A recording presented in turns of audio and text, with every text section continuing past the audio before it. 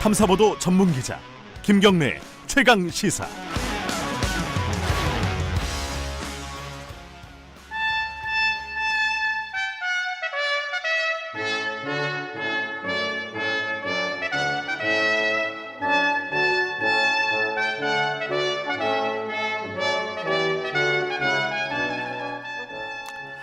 김경래 최강시사 여름 특집 식스맨.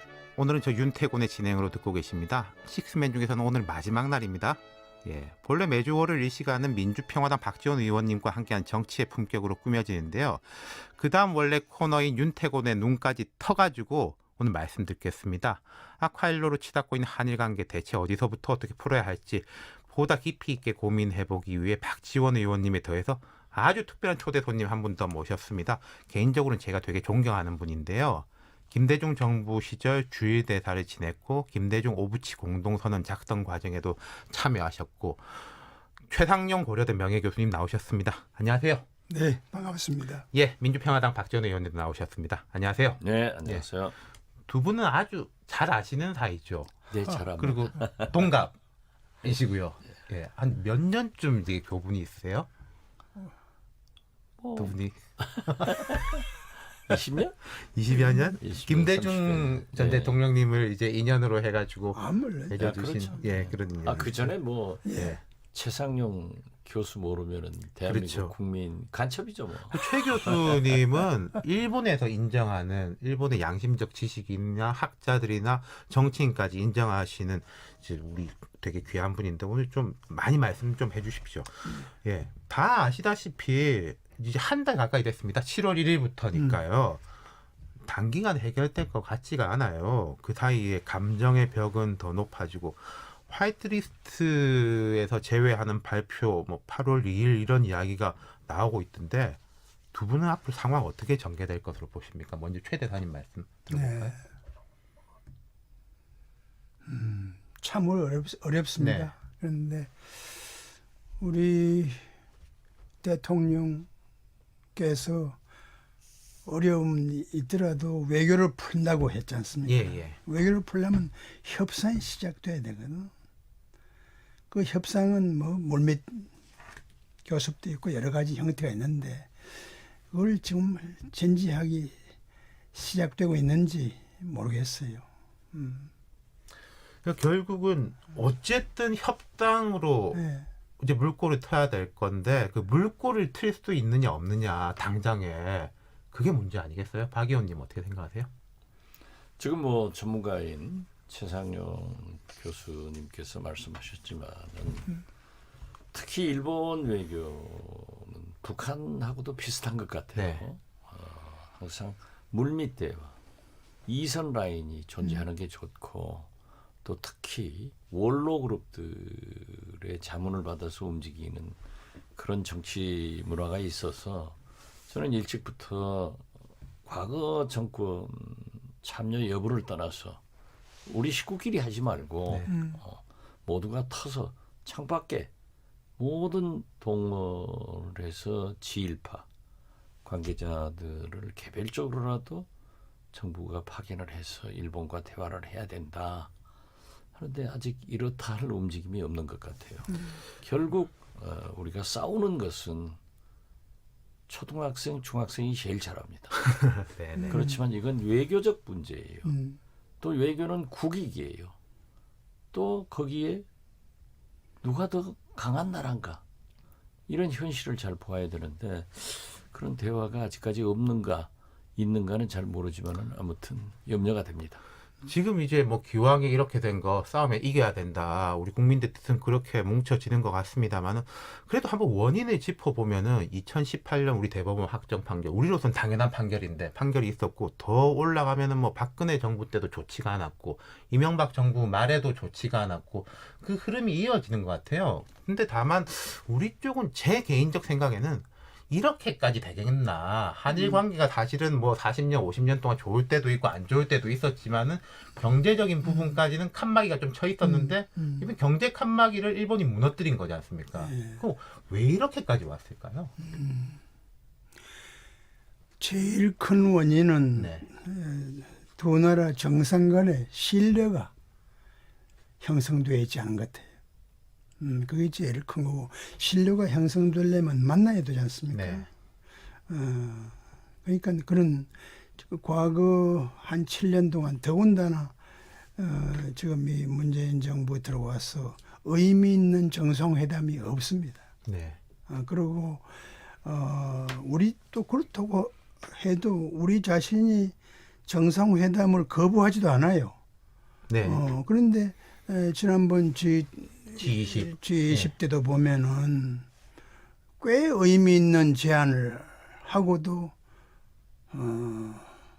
거절당했고, 네. 그리고 정상회담을 요청했습니다.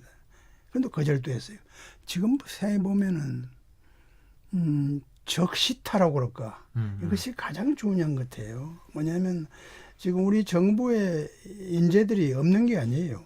적재적소가 다 있어요. 있는데 오히려 이제 요새는 특히 외교 같은 거는 적재적소의 인물과 역할도 중요하지만 적시에 대응하는 그 적시라고 하는 문제의식이 너무 없었지 않느냐. 그래서 실제로 처음에는 일본 쪽에서 외교 협상을 요구했잖아요. 예. 그리고 우리 그러면 예스든 노든 그걸 진지하게 답하는 것이 외교의 기본 아닙니까? 네.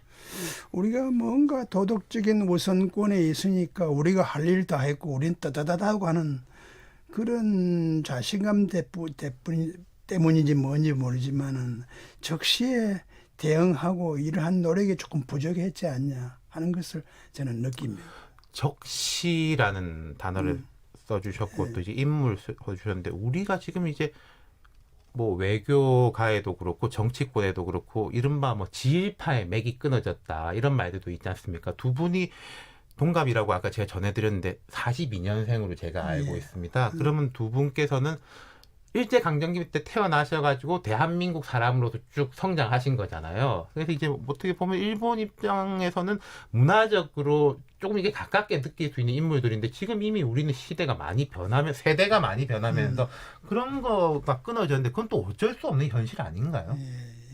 지금 이제 우리가 쓸 수 있는 말하자면 인적 자원이 어떤 분들이 있는 것 같으세요? 우리 예, 안에 한국 정부가 쓸 수 있는 인적 우선 자원이. 농담 한번 하나 던지고 얘기하겠습니다만 지금 우리 박 의원님 저는 1942년생인데 한일 관계 한정해서 봐도 42년생이 엄청난 일을 많이 하고 있어요. 네. 고이즈미 총리도 그렇고 오사와 이치로 의원도 그렇고 중국은 후진타오 심지어 세상을 떠난 김정일 위원장도 우리 지금 42년생입니다. 동아시아의 거물들이네요. 말하자면은. 더군다나 뭐 정치학 박사는 많아요. 저도 하지만 이 정치 박사는 많지 않은 것 같아요. 우리 박 의원은 정치 박사입니다. 그래서 그리고 더군다나 저는 뭐 한일 전문가로 스스로 자처해 본 적은 별로 없는데 저도 정계, 학계, 재계 어려운 일을 하다 보니까 많은 사람을 만나고 친구도 많지만은 우리 박 의원님이 의외로 일본 관계에 대해서는 스스로 말을 안 하시는데 한일 관계에 도움이 되는 인사들을 많이 알고 계세요. 그래서 그런 걸 좀 발휘해 주기를 바라고 그런 관점에서 아마 우리 정부 안에 과연 이 문제를 해결할 수 있는 인간이 있는가 인재가 있는가 하는 걸 이미 벌써 꿰뚫고 있으려고 봅니다만은 저는 역대 정부에 비해서 아주 역량이 있는 인재가 있습니다. 우선 이게 지금 두 가지 문제 아닙니까? 통상활력 문제, 경제 문제, 그 다음에는 강제징용 문제 아닙니까? 우선 청와대에 아예 뭐 정직하게 이름을 밝히죠. 정의용, 김현종, 그 안보실의 두 책임 있는 실장과 차장 분이 통상의 최고 전문가입니다. 통상의 최고 전문가고 외교 경력이 있는 사람 아니에요. 그 잠재력과 그 능력을 활용해야죠. 그 다음에 또 조금 늦은 감이 있지만은 현재 제1 외교 차관은 강제징용 문제의 디테일을 꿰뚫고 있는 분이에요. 조태용 차관. 그럼요. 예. 그러면 그 두 팀을 그래도 좀 더 종합적이고 크게 보면서 판단할 수 있는 역량을 가진 이낙연 총리가 계세요. 어떻게 보면 골든 트라이앵글이야. 이 세 분이 정말 머리를 맞대고 지금 우리가 해야 할 최우선 순위 결정이 뭔가 해서 그 답이 나오면 그 답은 대통령이 받을 만할 뿐만 아니라 또 받아야 하고 이런 과정이 과연 있는지 좀 있어야 하지 않나 지금이라도. 예. 그래서 적시에 놓치지 말고 또 하나 뭐냐면은 G20도 의미 없이 놓쳤지만은 10월 22일이 일본의 레이와 시대의 소위 일왕 즉위식입니다. 예. 그거 지금 한 2달 남았는데 지난번처럼 적시타를 치지 않고 그냥 우리의 주장만 하고 있으면 이 좋은 기회도 놓치지 않나. 이걸 잘 살리면요. 일본이 정중하게 우리 대통령을 초청하는 게 정상입니다. 그 쉬운 일은 아니지만 얼마든지 시간으로 보나 그 구실로 보나 가능한 일인데 이 문제를 좀 아까 내가 말하는 그런 역량이 있는 당국자 그 세 곳에서 좀 더 진지하게 생각해서 답을 내면 어떨까 싶어요. 청와대 외교부 총리실에 이제 삼각축이 이제 좀 더 전면에 서야 된다 말씀을 해주셨고 그런 것 같습니다. 이제 앞으로 날짜를 보면은 8.15 광복절이 있고 방금 말씀하신 이제 10월 22일 이제 일왕 즉위식이 있는데 광복절까지는 또 우리 좀 정치적 부담이 조금 있지 않습니까? 그러면 그때까지 물밑으로 뭐가 진행이 되고 10월 22일 날 꼭지를 딸 수 있게 그렇게 갈 수 있을까요? 물론 이 원인을 보면은 일본 아베 수상이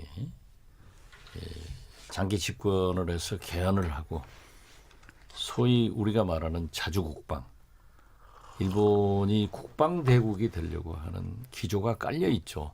그리고 미국의 대아시아 정책만 하더라도 태평양 사령부를 남태평양 사령부로 즉 일본, 인도 이쪽으로 옮겨갔지 않습니까? 어떤 의미에서 보면은 우리가 지금 굉장히 외교적으로 어려운 처지입니다. 북한, 미국, 중국, 일본, 러시아 오면초가인데 그러한 원인 제공은 물론 일본이 했지만은 그러나 부담은 우리가 지는 거예요. 그래서 저는 지금 일본 아베 수상의 그런 정치적 목적과 일본 국민들의 전폭적 지지가 있잖아요. 그래서 우리 정부에서도 방금 최상용 대사께서 말씀하셨지만은 10월 22일 일왕 즉위식 이러한 것을 잘 활용해야 될 겁니다. 뭐 우리 최상용 대사께서 주체적으로 하셨지만은 김대중 오부치 선언할 때 국빈 방문을 할 때요. 김대중 대통령께서 저에게 일본 천황을 방문한다라고 발표를 하라고 그래요.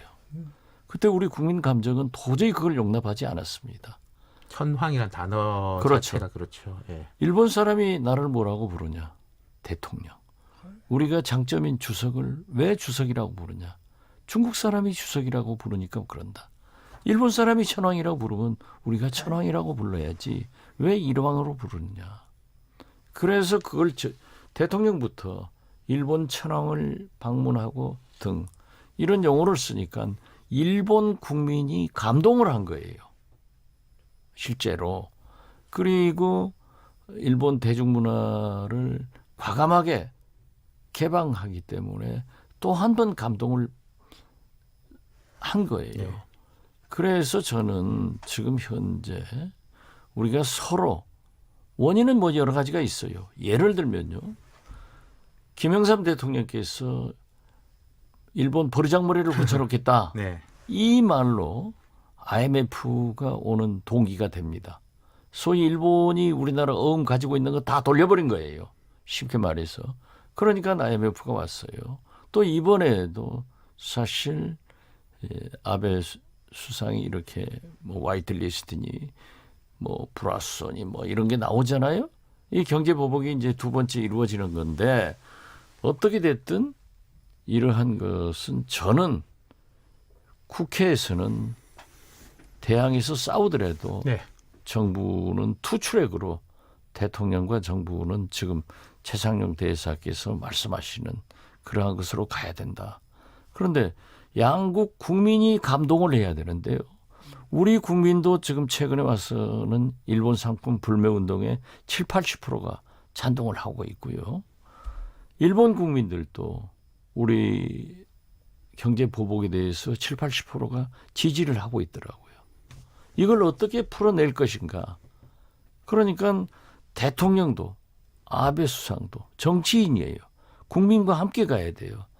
그래서 저는 양국 국민이 감동할 수 있는 그러한 것부터 시작해서 또 원로 관계 있는 사람들이 일본과 관계 개선을 위해서 계속 대화를 해나가야 된다.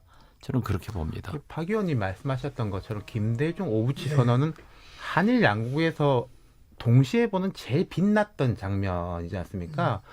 김대중 대통령 당시 국회 연설문도 읽어보고 최상용 선생님의 글도 많이 읽어봤는데 그때 김 대통령이 강조했던 건 그거 같아요. 한일 양국은 아시아에서 민주주의와 안보란 두 가지 가치를 공유하는 말하자면 최고 선진국 아니냐라는 부분에 대해서 이제 일본 사람들도 긍정하고 우리도 이제 마음을 열었던 것 같은데 지금은 뭐 민주주의는 이제 당연한 것이고 안보에 대한 공유는 그때보다는 뭔가 좀 흐트러지는 지점이 있지 않습니까? 새로 우리가 뭘 찾을 수 있을까요? 공유 기반을? 혹시 허용해 주신다면은 제가 국민을 향해서 김대중 오부치 공동선언에 대해서 설명해 본 적이 없습니다. 조금 길더라도 용서해 주시면 그 현장에 우리 박 의원님과 제가 같이 있었습니다.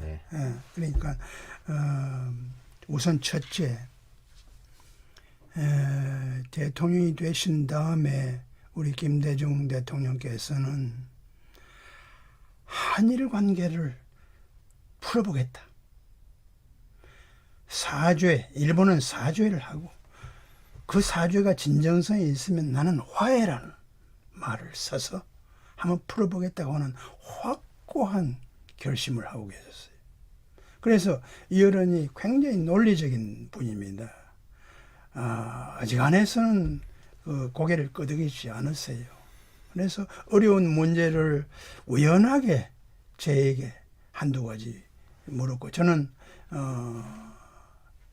조심스럽지만은 결과 책임을 같이 진다는 관점에서 제가 몇 마디 말씀도 드리고 그걸 또 받아주셨어요. 우선 첫째, 이것은 상호 인정과 상호 존중이 있었어요. 지금 두 정상 간에는 그게 없습니다. 상호 인정이라는 것은 국가 이익의 상호 인정이거든.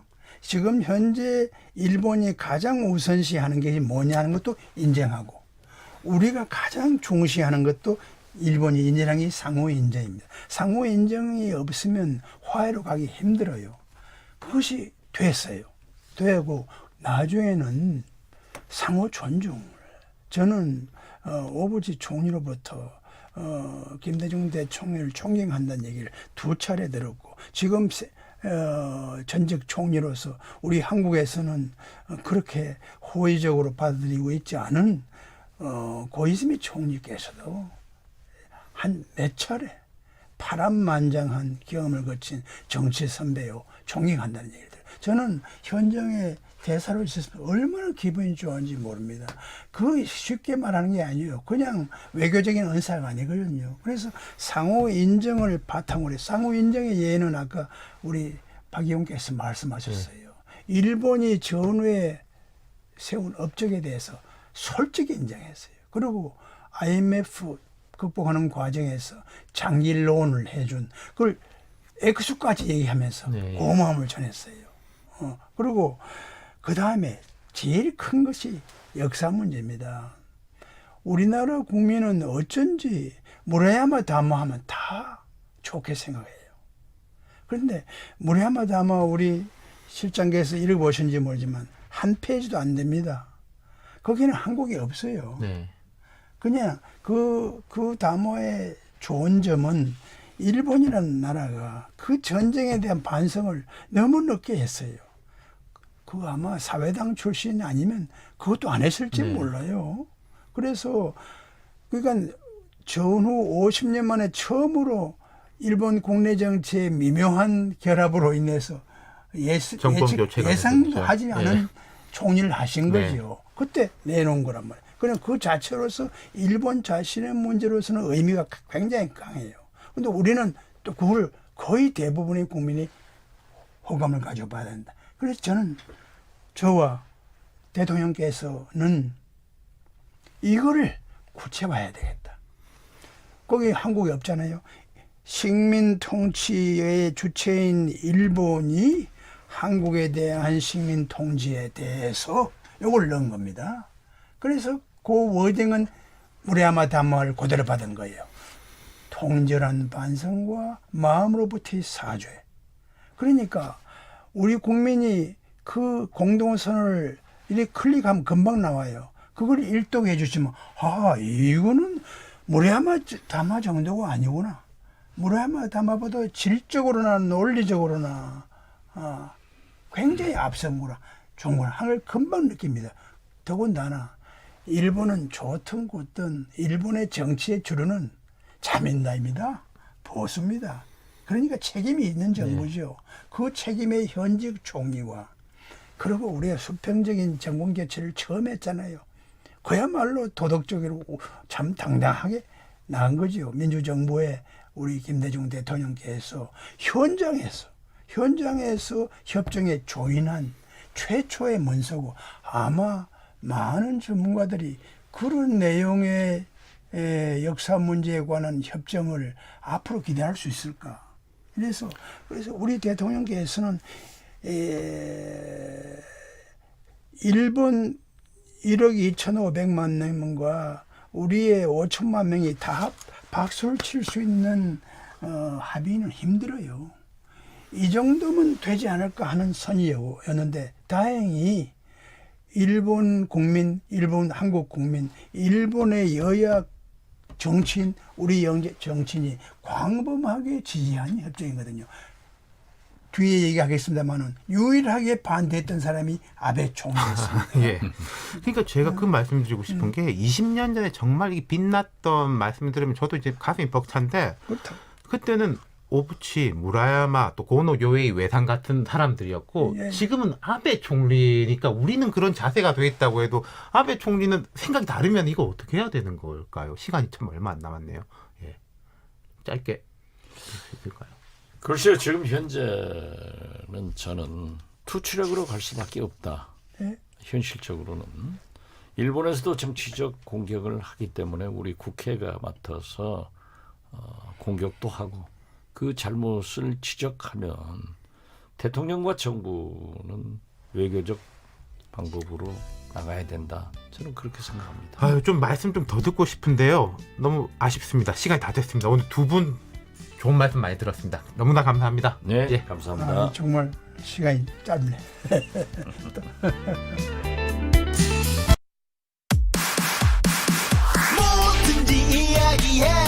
안녕하세요. 저널리즘 토크쇼 제2의 날카로운 눈 정준입니다. 깊이 있는 토론, 청취자에게로 열린 소통, 더욱 새로워진 KBS 열린 토론 앞으로 제가 책임지겠습니다. 평일 저녁 7시 20분 저 정준이와 함께 하시죠. 날 이해시키려고 해봐 서로의 대화가 하나 되길 기대해 KBS 열린 토론 시사본부는 전문성과 재미가 살아있는 고품격 하이 퀄리티 시사 토크를 지향합니다. 평일 낮 12시 20분 오태훈의 시사본부.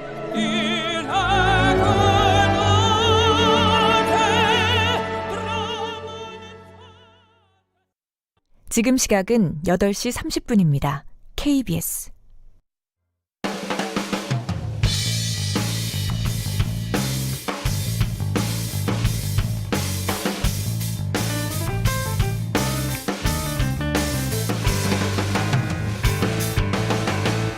김경래의 최강 시사.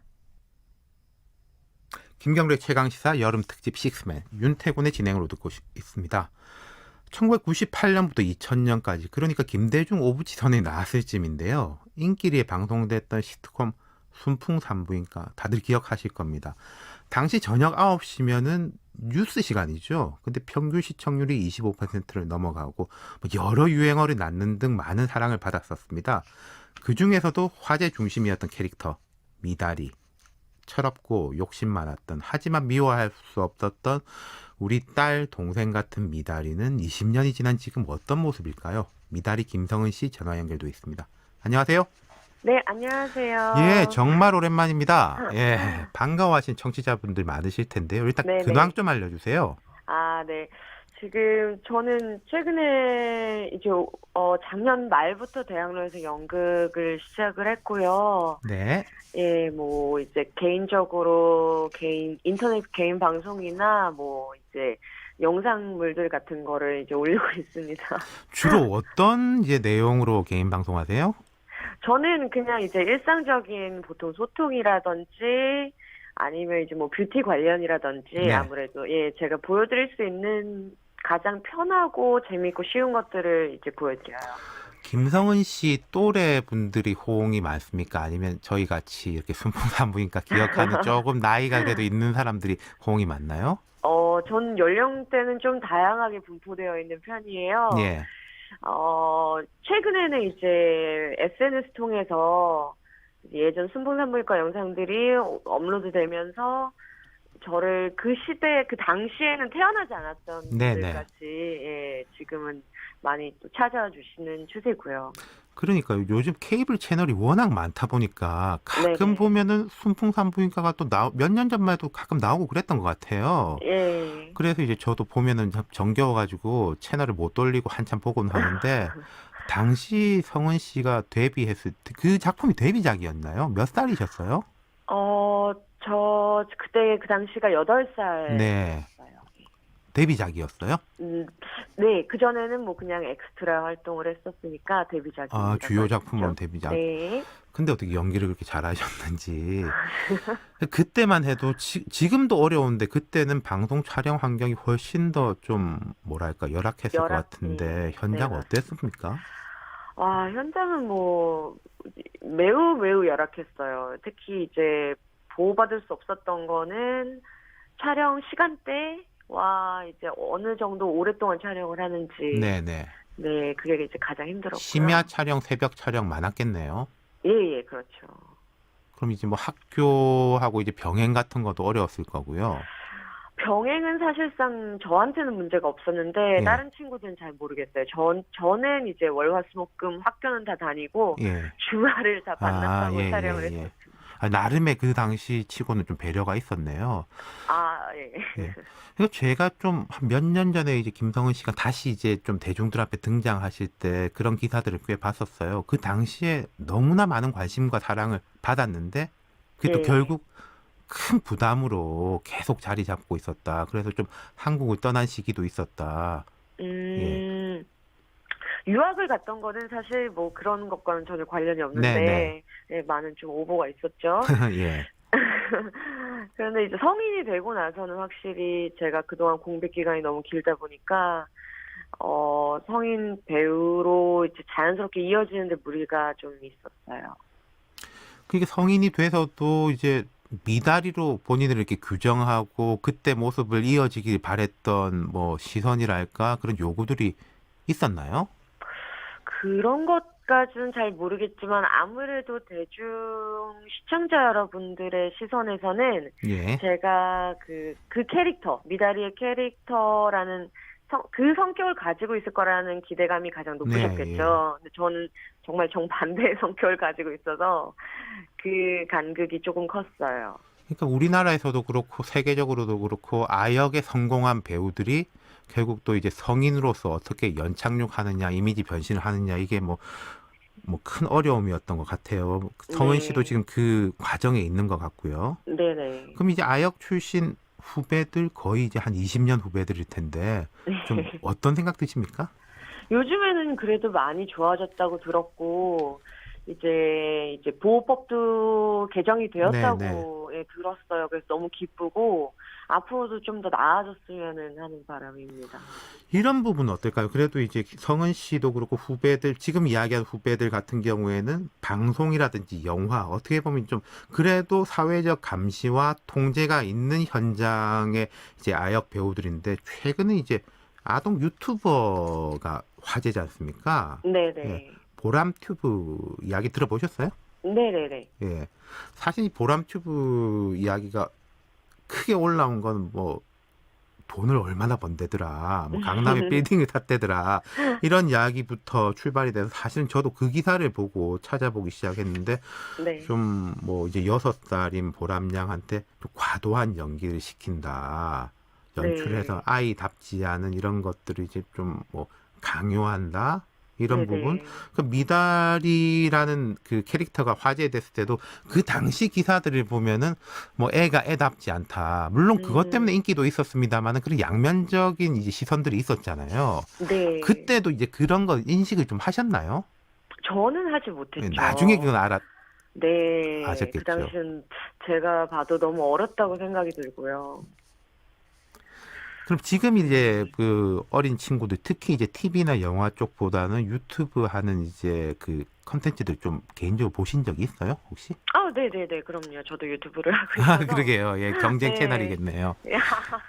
뭐 보람튜브 같은 경우에는 전 세계에서 제일 말하자면은 그 인기가 있는 유튜브 채널 중에 속한다라고 뭐 그런 보도를 봤는데, 네. 어떠신 것 같아요? 이게 재미가 있고 인기가 소구력이 있으니까 사람들이 많이 보겠는데, 그 또 동전의 양면이지 않습니까? 뒤집어 보면은 좀 자극적이다, 이런 네. 부분이요. 아무래도 이제 그냥 순수하게 아이가 개인적으로 촬영하고 싶은 부분들이 아니라 이제 성인의 아이디어나 성인의 연출, 편집이 이제 들어가게 되면 네. 조금 이제 아이 의도나 아이가 하고 싶은, 펼치고 싶은 것과는 많이 왜곡이 될 수 있다고 생각을 해요. 그런 부분에 대해서 이제 성은 씨도 어릴 때는 난 잘 몰랐다라고 말씀하신 것처럼, 지금 그 출연하는 이제 어린이들도 지금은 이게 문제가 되는지 알 수 없고 결국은 나중에 다 느끼게 되는 거잖아요. 이 갭이 있는 건데, 그럼 여기는 어떻게 해결해야 될까요? 뭐 부모님 아니면 제작진, 사회, 뭐 법규? 이런 경우는 참 이제 개인 이런 채널, 인터넷이 이게 발달되다 보니까 참 이제 어려운 부분 같아요. 수익과도 직결적으로 네, 문제가 네. 되어 있고, 그래서 사회 단체나 이제 법률로 어떻게 제재가 들어가지 않는 이상 예. 개인의 자유가 보장되어 있기 때문에 저희가 어떻게 할 참 그 문제가 어려운 있는 것 같아요. 저도 이제 오늘 인터뷰 준비하면서 이제 성은 씨하고는 방송 시스템이라든지 사회적 법규나 영화 현장 같은 경우에는 뭐 그래도 사회적 감시가 있는 것이고 제도적인 네. 규제를 받는 건데, 집에서 유튜브 찍는 거는 누가 옆에서 감시할 수도 없는 거고, 그렇죠. 그런 이제 세상이 발전할수록 자꾸 이런 새로운 것들, 우리가 옛날에 알지 못했던 것들이 나오는 것 같아요. 네. 하지만 이제 그럼에도 불구하고 유사성은 있는 것인데, 그렇지 않습니까? 네네. 어릴 때 내가 인기가 있었다. 근데 그게 이제 청년기, 그리고 나를 기억하는 사람들 앞에서 고맙기도 하지만은 때로는 부담, 억압으로 작용했던 것에 대해서는 어떻게 느끼셨어요? 그거는 조금 어려웠던 것 같아요. 저 같은 경우는 뭐 부모님을 원망하거나 그런 적은 없지만, 이제 저 개인적으로 뭐 정체성이나 네. 이제 사춘기 때 그러한 부딪힘이 내적으로 있었죠. 예. 예, 그래서 너무 어린 나이에 자아가 완전히 성립되지 않은 시기에 뭔가 너무 큰 사회적인 관심이나 이런 인기를 받는 것이 과연 아이들에게 합당할까, 옳은 그러니까요. 걸까, 예, 그런 생각은 해본 적은 있어요. 그러니까 유튜브 채널만의 문제가 아니라, 그런 제가 보도도 봤었어요. 그 유럽에서 어떤 이제 10대 소녀가 페이스북에 부모님이 자기 어릴 때 사진을 올려놓은 거를 내리라는 소송을 걸었다. 네네. 이건 나의 인격권이다. 네. 라는 건데 이제 부모 입장에서는 아니 그거 어릴 때 내가 너 키우면서 한 건데 이건 내 권리다라는 이제 충돌이 있었다. 이런 식의 우리가 과거에는 좀 상상하지 못했던 것들이 네. 점점 나타날 것 같은데 그러면은 이게 네. 사회적인 문제도 있고 성은 씨 같은 경우에는 그래도 이제 부모님과의 관계가 좋았고 또 거기에 대해 가지고 내가 불만을 가지지 않는다라고 말씀을 하셨지만은 좀 지금 이게 유튜버라든지 특히 이제 개인 채널로 유명세를 올리는 어린이들의 부모님한테 좀 조언을 해주시면 어떤 조언을 해주실 수 있을까요? 요즘은 사실 부모님들, 그러니까 어린 아이들을 키우시는 그 아이들이 유튜브를 할 수 있도록 네네. 네, 부모님이 들으시는 유튜브 강의가 있다고 들었어요. 아, 예. 그러니까 예전과는 다르게 이제 아역 연기자로 키우려고 하셨던 거를 이제 아이 유튜브? 네, 이렇게 조금 많이 변화가 된 것 같은데 부모님이 바라시는 부분을 아이한테 투영시켜서는 안 된다고 생각을 해요. 예. 근데 요즘 초등학교도 그렇대요. 장래희망 1위가 유튜버. 그렇죠. 네, 네. 그런 식으로 나오니까 또 애들은 이제 하고 싶어 하고 이걸 어디까지 관리를 할 거냐 또 어디까지 꿈을 키워줄 거냐 항상 이 선을 긋기가 네. 어려운 문제인 것 같아요. 예, 예. 맞아요. 참 이제 아직 이쪽에 대해서는 우리나라에서도 뭐 딱히 뭐 이제 규제되어 있는 뭐 법률도 없을 뿐더러 예. 네, 실제로 뭐 연기 쪽으로 관련해서도 보호법이 생긴 지가 얼마 안 됐기 때문에 네. 이쪽은 좀 오랜 시간이 많이 걸릴 것 같고 시행착오라든지 이제 이런 친구들이 지금 현재 유명한 유튜브 키즈 채널을 담당하고 있는 이 친구들이 앞으로 10년 뒤면 사춘기거든요. 그렇죠. 예. 이때 맞이할 그런 이제 개인적인 그런 것들은 어떻게 변화가 될지 모르겠어요. 그러니까요. 우리가 보면은 뭐 아이돌 스타들이 10년, 20년이 지나니까 지금 이런 모습이다라는 이제 방송들이 요즘 많지 않습니까? 근데 네. 6살, 7살 스타들이 10년 뒤에는 어떻게 돼 있을까? 이건 우리가 정말로 뭐 짐작도 안 가는 상황이니까 예. 성은 씨 같은 분이 그래도 좀 많은 조언도 해주시고 여러 네네. 기회에 나는 이런 점이 있었다. 이런 건 네. 좋았고 이런 건 아쉬우니까 좀 이런 걸 따랐으면 좋겠다. 이런 채널을 하나 만드시면은 어린이 유튜버도 유튜버지만은 부모님들이 볼 때 되게 도움이 될 것 같아요. 좋은 감사합니다. 예. 좀 그런 쪽으로 컨텐츠를 만들어 보시면 어떨까 제가 한번 제안을 너무 괜찮을 것 같아요. 해보고 싶어요. 예. 네, 저도 그런 경험이 있으니까 그렇죠. 전 절대 아니다, 안 된다, 이거는 좋지 않다, 옳지 않다라고 생각을 하는 편은 아니거든요. 네네네. 하지만 이제 어느 정도 이제 아이들을 보호해줘야 된다는 그렇죠. 부분을 생각하기 때문에 네. 법 제도도 있지만은 어쨌든 아이의 최대 보호자는 부모님일 수밖에 없으니까 네. 앞으로 이제 성은 씨가 그런 부분에 대해서 좀 조언해 주시면 좋을 것 같고 앞으로 좀 어. 개인 계획에 대해서도 조금 소개 좀 해주시죠. 예. 저는 이제 사실 이제 지금 꿈이 네. 저는 여러 가지를 계속 만들어 나가고 있어요. 지금 개인 채널로 뭐 영상 올리기도 하지만 연기를 하고 있기도 하지만 추후에는 나중에 이제 좀 저의 이야기를 필요로 하는 분들께 제 목소리를 들려드리고 싶거든요. 예. 네, 말씀하셨던 것처럼 오프라인에서도 그렇게 좀 저의 이야기를 좀 전하는 스토리텔러가 되고 싶기도 하고 네, 앞으로 그러니까요. 그렇습니다. 아동 연기자 나아가서 뭐 아동 엔터테이너로서는 한국의 최고 선구자격이니까 앞으로 그런 부분에 대한 역할이 많기를 기대해 봅니다. 네, 감사합니다. 예, 오늘 말씀 감사하고요. 예, 또 예. 활발한 활동 기대하겠습니다. 네, 감사합니다. 네, 감사합니다. 이 시각 출근길 교통 정보입니다. 월요일 아침 교통량이 많은데요. 돌발 상황 때문에 정체가 더 심한 곳들도 있습니다. 청담대교 남단에서 북단 쪽으로 이동하는데 3차로에서 작업을 하고 있어서 서행하고요. 분당 수서간도시 고속화도로 청담 쪽으로는 탄천 1교를 조금 지난 지점에서 사고가 있었습니다. 이 처리 작업은 끝났지만 복정부터 정체가 여전하고요. 동부간선도로 의정부 쪽으로 노원교 부근에서 있었던 사고로 월기 1교부터 20분 정도 걸리고 있습니다. 강 동쪽으로 이동하는 데에는 강변북로 정체가 심한데요. 행주대교에서 반포까지 1시간 정도 걸리고 있습니다. 올림픽대로는 방화에서 여의도 지나는 데 40분 정도 걸리고 있고요. 고속도로에서는 경부고속도로 부산 쪽으로 한남에서 반포, 그리고 죽전 휴게소에서 수원 사이 정체가 여전합니다. 이후로 동탄 분기점 부근과 오산 일대로도 교통량이 많습니다. KBS 교통정보센터에서 박소연이었습니다.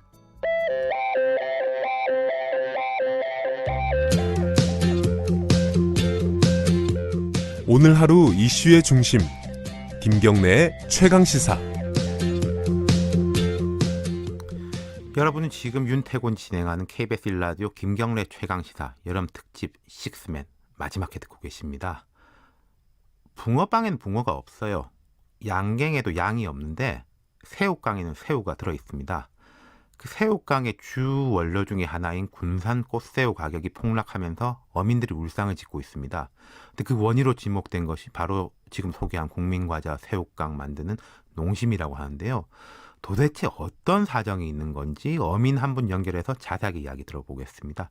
군산 연안조망협회 정재훈 협회장님 전화 연결돼 있습니다. 안녕하세요. 네, 안녕하십니까. 정재훈입니다. 예.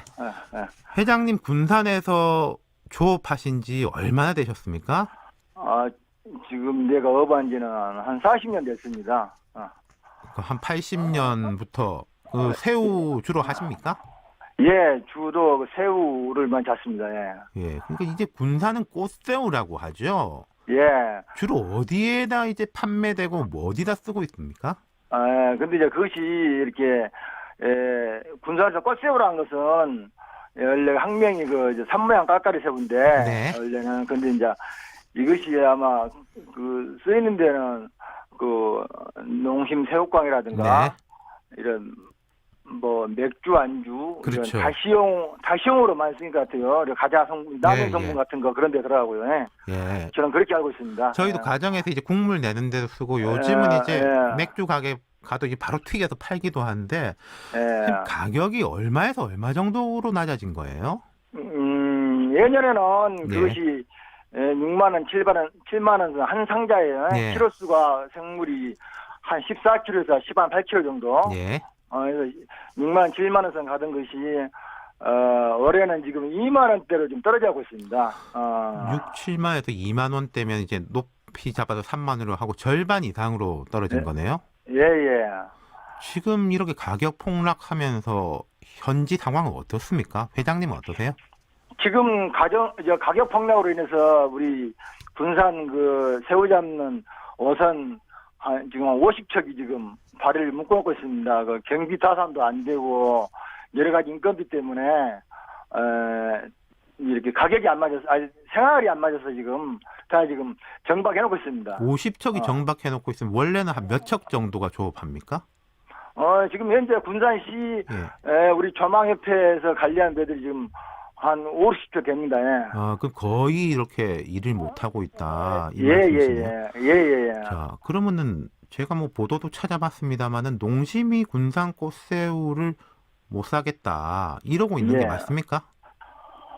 예. 그러대요. 그 언론 잠깐 보니까 예.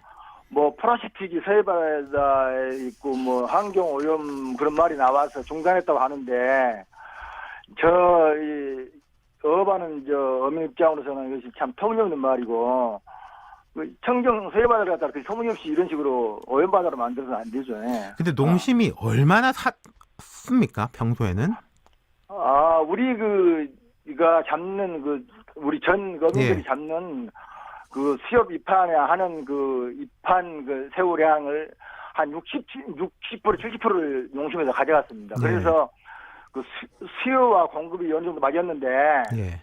지금은 이제 잡는 것이 많고 팔로지가 안 되니까 이제 가격이 하락될 수밖에 없죠. 예. 60%에서 70%면은 톤수로는 한 얼마나 될까요? 그저 계산 잘 안 해서 모르겠고요. 예, 보도로는 한 300톤에서 500톤 정도 보도가 나오네요. 상자당 예. 한 15kg. 네, 정도 되니까 그렇게 안 되겠네요. 예. 많게는 500톤. 그러니까 말씀하신 대로 농심에서는 이게 폐기물이 많이 섞여 나온다. 서해 바다 쪽에. 근데 뭐 저희가 생각할 때 워낙 이제 연안에 오염도 많고 뭐 그러니까 그럴 수도 있겠다 싶긴 하거든요. 현실은 어떻습니까? 우리가 잡는 새우는 예. 군산에서 한 25마일 밖으로 나가서 이것이 사실은 그 새우가 가는 모래에서 살아요. 예. 가는 모래, 깨끗한 모래에서 살고 수심이 20m 이상에서 이렇게 점점 깊은 바다로 나가는데 그걸 우리가 새우 길을 따라서 우리가 잡기 때문에 그런 식으로 이렇게 오염됐다고 생각 안 합니다, 저는. 예. 그러면은 그리고 예, 말씀하시죠. 그리고 서해 그 바다가 자기 해류가 자동으로 흘러다니면서 그렇게 뭐 조수지 같이 고여 있는 물이 아니잖아요. 예. 그러니까 그렇게 뭐 오염 수심 깊은 데가 오염 되겠습니까? 예, 회장님 말씀 들어보면 25마일 한 40km 떨어진 데 나가서 하니까 바로 이제 우리 연안의 오염하고 상관없다 이런 말씀이시네요. 예.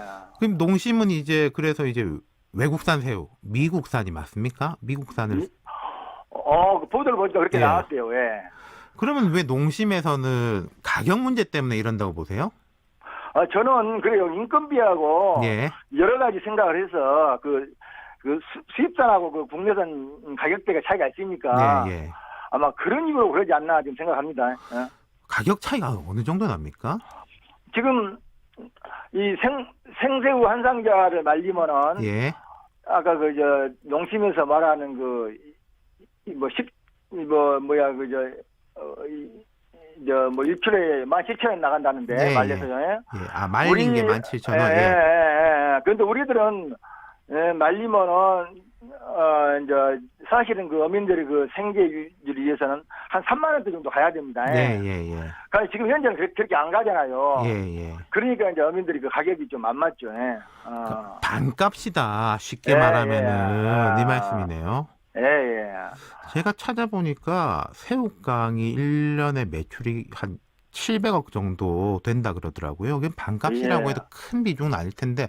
그럼 자, 이건 어떻습니까? 지금 이제 회장님하고 우리 어민들은 우리 새우는 문제 없다라는 것이고 농심에서는 이게 아니다. 좀 폐기물이 있다. 이런 입장인데 뭐 제3자 말하자면은 해양수산부라든지 아니면 뭐 수협이라든지 이런 데서 중간에서 판정을 내려줄 수는 없나요?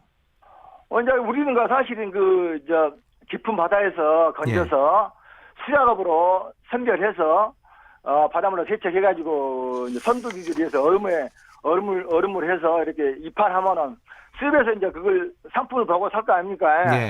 그러면 이제 우리는 최고의 가격을 받으려고 사실은 어민들 노력하고 있어요. 그래서 그런 부스물에 들어가면은 가격대가 못 받기 때문에 우리들이 더 선별 열심히 합니다. 그래서 이제 그런데 이제 지금 우리는 그랬죠. 지금 여태껏 농심에서 사왔으니까 이렇게 뭐 수협에 입하만 하면은 판로기가 잘 된다 뭐 생각했는데 이제 지금 와서 생각하니까는 수협들에서도 홍보를 잘 해야 되겠더라고요. 그러면 이게 농심하고 어민이 직거래를 하는 게 아니라 중간에 수협이 있는 거네요? 수협에서 이제 경매를 하죠. 그럼 수협은 지금 입장이 뭡니까? 뭐라고 합니까?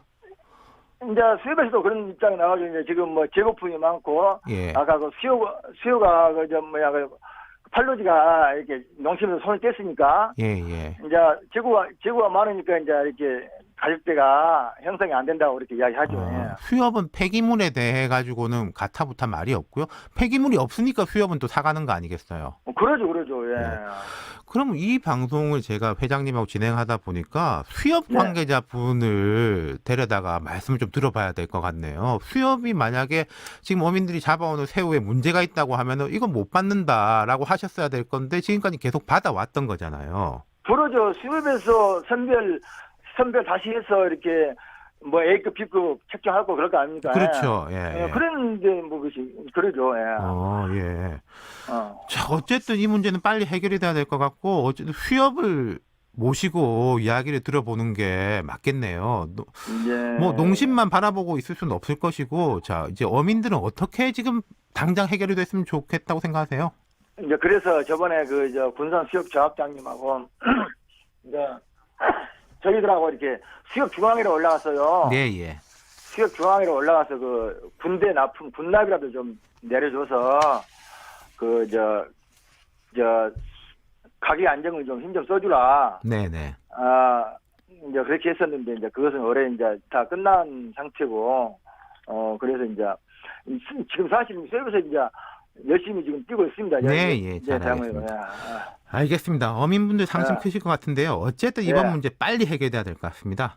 예, 네, 군산 그래서 빨리 해결돼서 여하튼 다시 그 생업에 종사했으면 좋겠습니다. 우리 감사합니다. 오늘 출연해 네, 주셔서 감사합니다. 군산 연안 조망협회 정재훈 협회장님하고 말씀 나눴습니다.